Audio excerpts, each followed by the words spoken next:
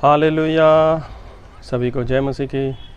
मैं अमरीक जॉय आज एक बार फिर प्रभु पिता का धन्यवाद करता हूं कि प्रभु पिता ने समय दिया कि परमेश्वर के वचन आपके साथ बांट सकूं।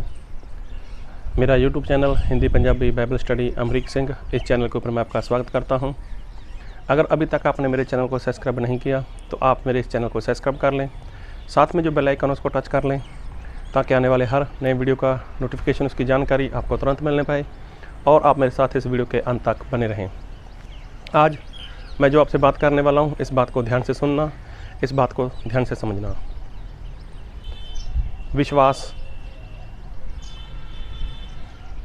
करना और विश्वास में बने रहना, इसके बारे में बाइबल हमें सिखाती है। और एक बात और सिखाती है बाइबल कि प्रेम करो। तो प्रेम में सही बोलते प्रेम में, प्यार में खतरा है। जी हाँ, प्यार में खतरा है। आप अगर किसी को प्यार करोगे तो उसमें खतरा है। खतरा कैसा, किस तरह का खतरा? क्या परमेश्वर ने जगत से प्रेम नहीं किया? क्या अब्राहम ने परमेश्वर से प्रेम नहीं किया? क्या सदरक मेशक अबेदनगो ने परमेश्वर से प्रेम नहीं किया? क्या दानियल ने परमेश्वर से प्रेम नहीं किया? पतरस जब पानी पर चले तो क्या पतरस ने प्रभु यीशु को प्रेम नहीं किया? तो देखा जाए तो जितने लोगों ने भी प्रभु यीशु के ऊपर विश्वास किया, जिन जिन लोगों ने परमेश्वर के साथ प्रेम किया, तो उनको भी तो खतरा उठाना ही पड़ा। तो प्रेम में जो प्यार है उसमें खतरा है, इसलिए बहुत से लोग खतरा नहीं उठाना चाहते, खतरा नहीं उठाना चाहते, इसलिए आज ज़्यादातर ऐसा होता है। तो प्रेम में क्या है? प्रेम में खर्च करना होता है। प्रेम में बोले तो बर्बाद होना होता है। कैसे? जब परमेश्वर ने जगत से प्रेम किया तब परमेश्वर को कीमत चुकानी पड़ी। किसकी कीमत? अपने बेटे को, प्रभु यीशु को मरने के लिए संसार में दे दिया। तो देखो, ये प्यार की कीमत है। जब प्रभु यीशु संसार में थे तब ऐसा हुआ कि एक व्यवस्था विभाग जो वचन का जानकार था, उसने प्रभु यीशु से बात की। प्रभु यीशु से बात की। अगर आप चाहो लूका रचित सुसमाचार उसका 10 अध्याय और उसके 25 से लेकर उसके 37 वचन तक पढ़ना तो आपको पता चल जाएगा कि वहाँ पर एक इंसान था, उसने बोला था, प्रभु मैं अनंत काल का जीवन प्राप्त करूं, उसका वारिस हो जाऊं, उसके लिए मुझे क्या करना चाहिए? तो प्रभु यीशु ने उसको बोला कि तू तो खुद लोगों को सिखाने वाला है, तो तू कैसे पढ़ता है? क्या लिखा है व्यवस्था में? तो उसने यही बोला और कि अपने सारे मन से, अपने सारे प्राण से, अपनी सारी शक्ति से, अपनी सारी बुद्धि के साथ परमेश्वर से प्रेम कर और अपने पड़ोसी से अपने समान प्रेम रख। तो प्रभु यीशु ने बोला सही है, क्योंकि पूरे बाइबल का निचोड़ उत्पत्ति से लेकर मलाकी तक इस इंसान ने पूरे बाइबल का निचोड़ प्रभु यीशु मसीह को बता दिया कि देखो ऐसा है। मैं पढ़ता हूँ, मैं समझता हूँ, मैं लोगों को सिखाता हूँ, तो मैं तो ये निचोड़ जानता हूँ, इसका निचोड़ यही है।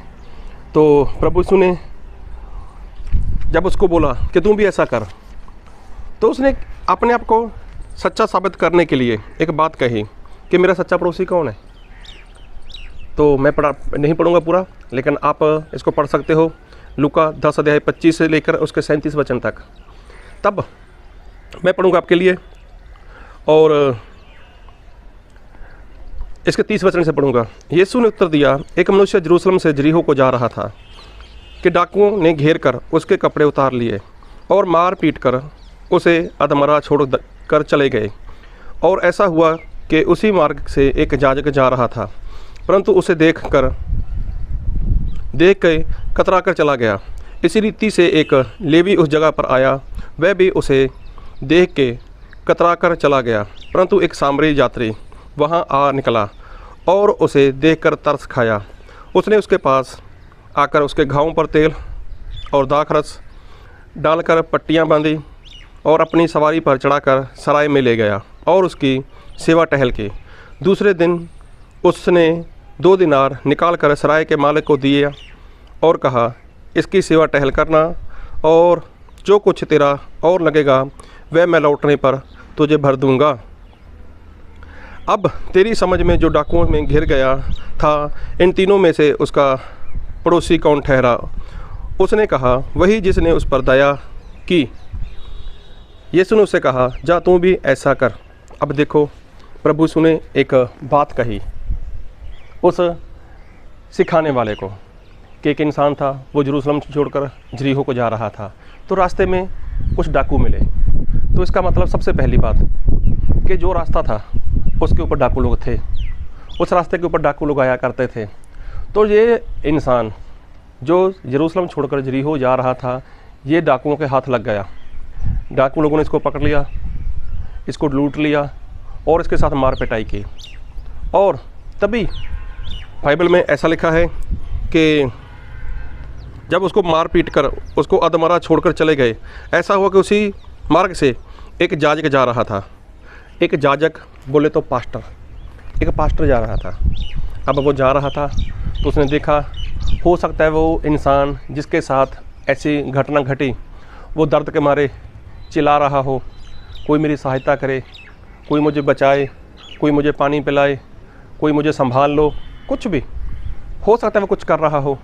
अब देखो जो याजक था उसने उसकी बात को सुना, उसकी आवाज़ को सुना, लेकिन याजक उसके पास गया नहीं। उसका कारण याजक के अंदर ये डर हो सकता है, अगर मैं इसकी सहायता करूँगा तो हो सकता है अचानक से फिर डाकू लोग आ जाएं और मुझे आकर पकड़ लेंगे, मुझे भी लूटेंगे, मेरे साथ में मार पिटाई करेंगे, तो फिर और तो और मेरा समय ख़राब हो जाएगा, तो इसकी सहायता मुझे नहीं करनी। तो याजक वहाँ से अपने आप को बचा कर निकल गया। तभी ऐसा हुआ, एक लेवी जो परमेश्वर का जानकार था, परमेश्वर के बारे में जानता था, तो वो भी वहाँ से निकला। तब भी हो सकता है इस इंसान ने वहाँ पर चिल्लाया हो, अरे कोई मेरी सहायता करो, मैं दर्द के मारे परेशान हो रहा हूँ, कोई मुझे पानी की 2 घूंट पिला दो।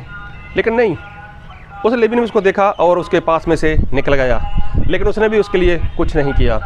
तो वहाँ पर लिखा एक सामरी इंसान वहाँ से निकला। अब सामरी के पास एक सवारी थी जिसके ऊपर वो बैठा होगा, जा रहा होगा। तब जब वो इंसान वहाँ से जा रहा है सामरी, तब इस इंसान ने फिर चलाया होगा, अरे कोई है, कोई मेरी सहायता करे, कोई है जो मुझे पानी पिलाए, कोई है जो मुझे इस दर्द से, इस पीड़ा से राहत दिला दे। अब हो सकता है उस सामरी ने उसकी आवाज़ को सुना हो और सवारी उसने रोकी और उससे उतरकर वो उसने देखा होगा एक इंसान है और इंसान कोई नहीं, ये तो यरूशलेम से आने वाला है। अब देखो ये यहूदी हो सकता है, क्यों यरूशलेम से आ रहा था और यरीहो को जा रहा था। अब यहूदी और सामरी लोगों में आपस में कोई रिश्ता नहीं था, आपस में कोई संबंध नहीं था। यहूदी और सामरी लोगों में आपस में कोई संबंध नहीं था, ऐसा यूहन्ना 4 अध्याय में आप पढ़ सकते हो। अब सामरी स्त्री के अंदर जो सामरी इंसान था, अब उसने देखा कि यार इसके अंदर तो मेरे साथ कोई संबंध तो है नहीं, लेकिन इसके अंदर कितना दर्द है, कितनी तकलीफ़ में, कितनी परेशानी में है, लेकिन मुझे क्या करना चाहिए, इसकी सहायता करनी चाहिए। अब देखो उसके साथ उसका कोई संबंध नहीं, और जिन जिन लोगों का उसके साथ संबंध था उन लोगों ने उसकी तरफ देखा तक नहीं, उसकी सहायता तक नहीं की, उसको बचाया नहीं, उसको संभाला नहीं। लेकिन जिसके साथ उसका कोई संबंध नहीं है, तब उसने क्या किया, उसने उसको उठाया, उसके घाव को साफ़ किया, उसके ऊपर तेल लगाया, दाख रस डाल दिया और अच्छे से पट्टी बांध दी ताकि उसका जो दर्द है वो थोड़ा कम हो जाए। तब उसने क्या किया, उसने उसको अपनी सवारी के ऊपर बैठा दिया। मैं क्या बता रहा हूँ, मैं क्या समझा रहा हूँ कि उसके अंदर तरस था। तरस तब आएगा जब किसी के प्रति प्यार होगा, तरस तब होगा जब किसी के प्रति प्यार होगा। तो सबसे पहली बात, इसको उसके ऊपर प्यार आया, इसको उसके ऊपर दया आई। दया तभी आएगी जब किसी के अंदर प्रेम होगा। तो इस सामरी इंसान के अंदर उसके प्रति प्रेम था, चाहे उसके साथ संबंध नहीं, चाहे उसके साथ रिश्ता अच्छा नहीं, चाहे जो भी है, लेकिन आज वो किसी मुसीबत में है, तो आज उसको निकालना है, आज उसको बचाना है। तो देखो सबसे पहली बात, ये रास्ता वही है, ये रास्ता वही है कि जो रास्ता ऐसा है कि यहाँ पर डाकू लोग आते रहते हैं। डाकू लोग आते हैं और तो और वहाँ पर वो लूट मार करते हैं, और तो और लोगों के साथ वो ऐसा बुरा व्यवहार करते हैं। अब सामरी इंसान के अंदर वो डर नहीं है। सामरी अंदर के इंसान कुछ भी ऐसा नहीं है कि मुझे लूट लेंगे। और दूसरी बात, वो कहीं पर जा रहा है अपने काम के लिए, अपने काम के लिए वो कहीं पर जा रहा है। हो सकता है कि उसका छोटा मोटा कारोबार हो सकता है उसका जाना बहुत ज़रूरी हो, लेकिन उसने सोचा नहीं, मेरा काम बाद में होगा, अब इस इंसान को मेरी ज़रूरत है। तब कोई गाड़ी तो थी नहीं, तब कोई 4 व्हीलर या कोई प्लेन वगैरह या ट्रेन वगैरह ऐसा कुछ था ही नहीं। तब उस क्या था, ज़्यादातर लोग या तो ऊँट के ऊपर या फिर गधे के ऊपर सफ़र किया करते थे। लेकिन देखो, इसके पास अगर ये कारोबार के लिए जा रहा है, किसी काम के लिए जा रहा है, तो इस इंसान के पास कुछ पैसे भी होंगे। तो अब इसको इस बात का डर नहीं कि डाकू लोग आएंगे, मुझे लूट लेंगे, मेरा पैसा चला जाएगा, मेरा समय ख़राब हो जाएगा। उसको किसी बात की नहीं पड़ी। उसने देखा मैं इसको प्रेम करता हूँ, मैं इसके ऊपर दया करता हूँ, मैं इसके ऊपर तरस करूँगा। तो उसने उसके इस गाँव को साफ़ किया, पट्टी बांधी और उसको अपनी सवारी के ऊपर बिठा दिया। अब मानो 2 किलोमीटर, 5 किलोमीटर, 4 किलोमीटर, 6 किलोमीटर का सफ़र उसको पूरा करना था। लेकिन अब 2-3 किलोमीटर, 4 किलोमीटर, 5 किलोमीटर क्या किया इसने, ये खुद पैदल चल रहा है।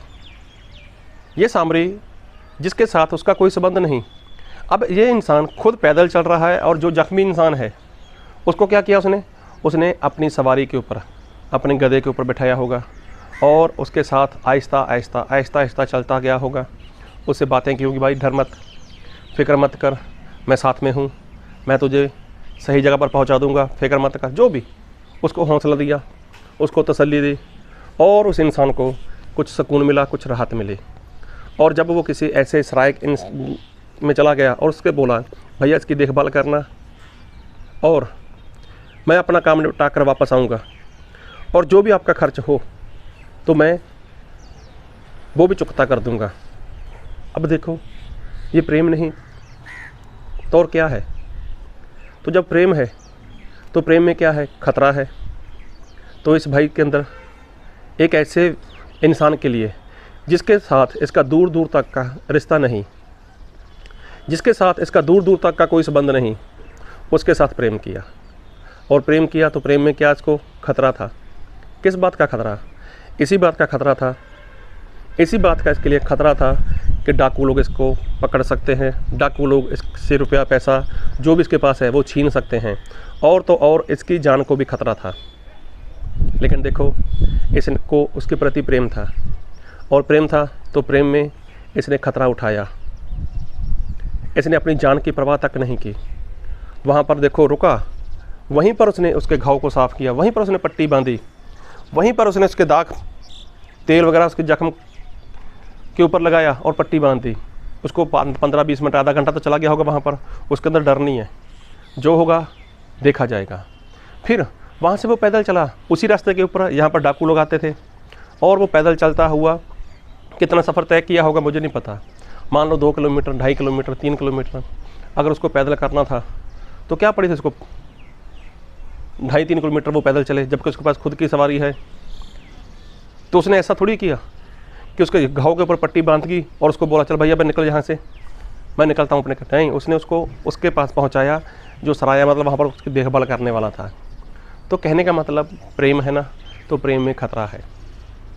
प्रेम में अपना आप लुटाना पड़ता है, प्रेम में सब कुछ लुटाना पड़ता है। तो परमेश्वर ने जगत से प्रेम किया, तो परमेश्वर ने अपने इकलौते बेटे को कुर्बान होने के लिए, मरने के लिए दे दिया। सब कुछ लुटाना पड़ता है प्रेम में। तो प्रेम सभी लोग नहीं कर पा रहे। तो देखो, जिनके साथ संबंध था, याजक के साथ संबंध था, लेवी के साथ संबंध था, उन लोगों ने इसको छोड़ दिया, ऐसी हालत में छोड़ दिया। लेकिन जिसके साथ उसका संबंध नहीं था, उसके अंदर प्रेम थी, उसके अंदर दया थी, उसके अंदर तरस था, तो देखो उसने उसको आखिर तक प्रेम किया। तो क्या आप, मैं और हम सभी लोग ऐसा कर सकते हैं? क्या ऐसा कर पाएंगे? तो परमेश्वर तो ऐसा ही प्रेम देखना चाहते हैं, ऐसा ही प्रेम। तो सिखाने वाले ने ये बातें की और प्रभु से ने उसको यही बोला कि अपने पड़ोसी के साथ अपने जैसा प्रेम कर। और जब उसने बताया, प्रभु से ने ये बात की, और प्रभु से ने लास्ट में उसको बोला, जब उसने पूछा कि मेरा पड़ोसी कौन है, तो प्रभु यीशु मसीह ने बताया ऐसा ऐसा हुआ, और आखिर में प्रभु यीशु मसीह ने बोला तुम भी जाकर ऐसा ही कर। जिसने उसके ऊपर दया की, जिसने उसके ऊपर तरस किया, तो दया तभी होगी, तरस तभी होगा कि जब आपके अंदर किसी के प्रति प्रेम होगा। तो बस एक बात याद रखो, प्रेम में जोखिम है, प्रेम में खतरा है।